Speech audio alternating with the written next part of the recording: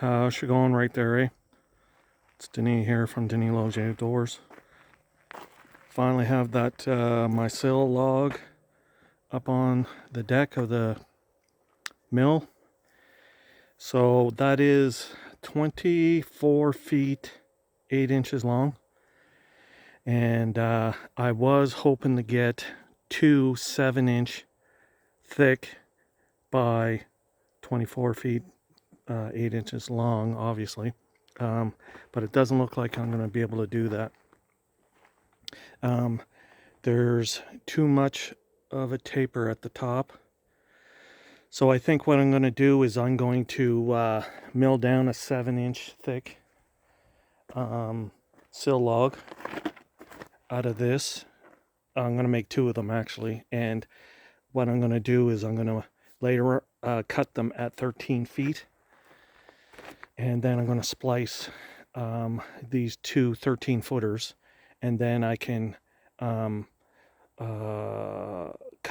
them back to 24 foot 8 inches from the 26 feet, and that way there I can make that splice right on top of one of the concrete pads I have set up over there at the cabin site. So it's unfortunate. I thought I'd be able to get two of them out of this, but I didn't realize how much of a taper there was at the top of this log.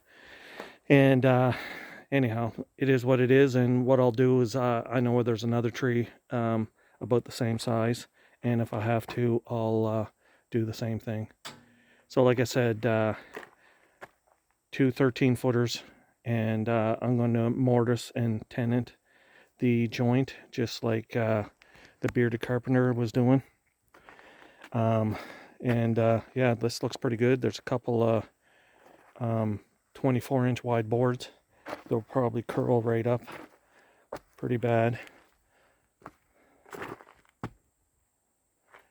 Did a video yesterday, and I hauled this log over here, and I actually ripped the stem out of the front tire, so I got a flat tire right now.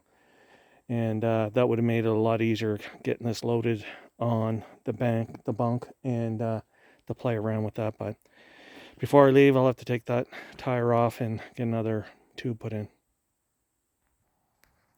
So I'm here cooking up another one of those butterfly Baton Rouge butterfly chickens, and I got some veggies and onions and I think potatoes in that foil that my wife made up for me. It's pretty well almost done, I think. Okay, I'm going to give a little update here of the pads. So I have gone through and cleaned this up a fair amount.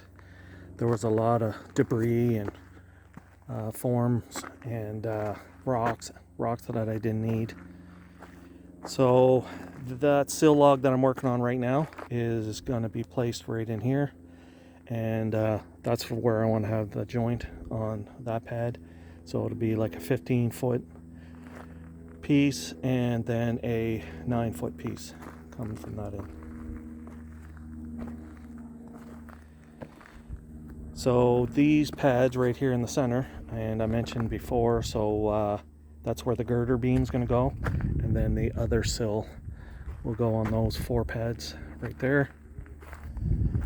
And then that girder beam will go right across the center and then set on those rods.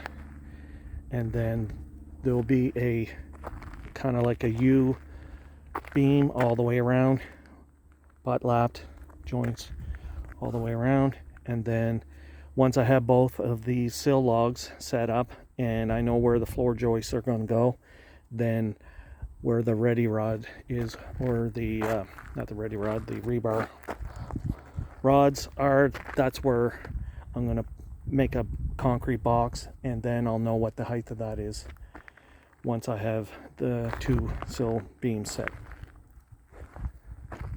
It's nice now. It started getting a little overcast. When I was milling that log, it was just hot, and there was no wind.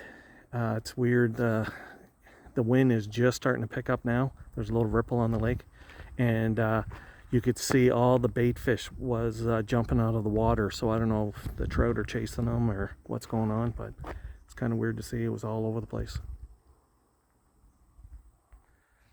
So that's a view of the outdoor kitchen. My weather vane on top.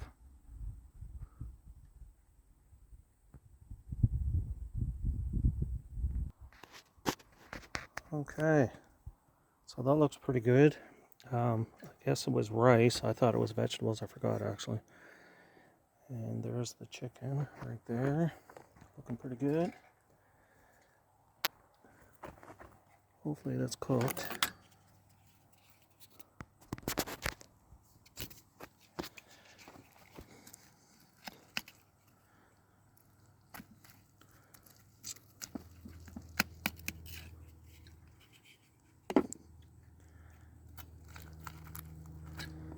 Oh yeah, that looks good.